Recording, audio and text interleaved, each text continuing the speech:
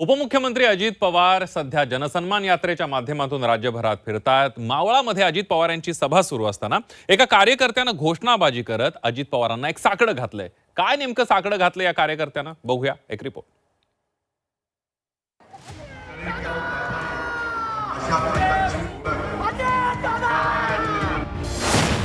दादा या ना परत आपल्या राष्ट्रवादीत।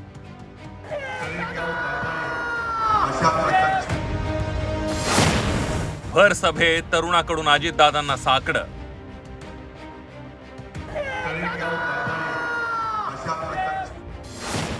अजितदादांचं भाषण सुरू असताना दाखवले बॅनर।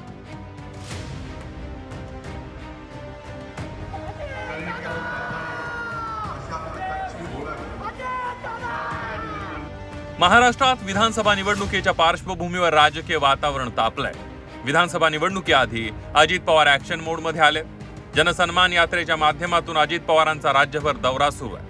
अजित पवारांची मावळामध्ये सभा सुरू असताना अचानक एका कार्यकर्त्यानं अजितदादा अशी घोषणाबाजी सुरू केली।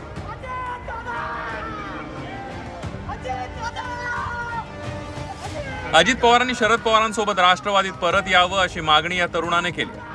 कार्यकर्त्याची घोषणाबाजी ऐकून अजित पवारांनी त्यांचं भाषण काही क्षणांसाठी थांबवलं। तुझ्याशी बोलतो मी नंतर अशी प्रतिक्रिया अजित पवार यांनी दिली आणि भाषण सुरू ठेवलं।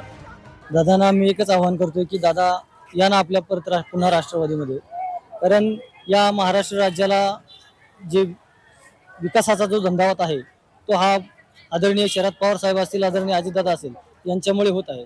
आणि त्यामुळे आमची इच्छा आहे की असंख्य कार्यकर्त्यांची इच्छा आहे की पवार कुटुंब हे एक राहिलं पाहिजे आणि हा विकासाचा झंझावात हा असाच अखंडपणे राहिला पाहिजे। लोकसभा निवडणुकीत अजित पवारांच्या राष्ट्रवादीचा एकमेव खासदार निवडून आलाय। आता विधानसभेला जास्तीत जास्त आमदार निवडून आणण्यासाठी अजित पवार जनसन्मान यात्रेच्या माध्यमातून कार्यकर्ते सर्वसामान्य जनतेशी संवाद साधतायत। लाडकी बहीण योजनेच्या प्रचारावरही त्यांचा जोर आहे। अजित पवारांच्या जनसन्मान यात्रेला चांगला प्रतिसादही मिळतोय।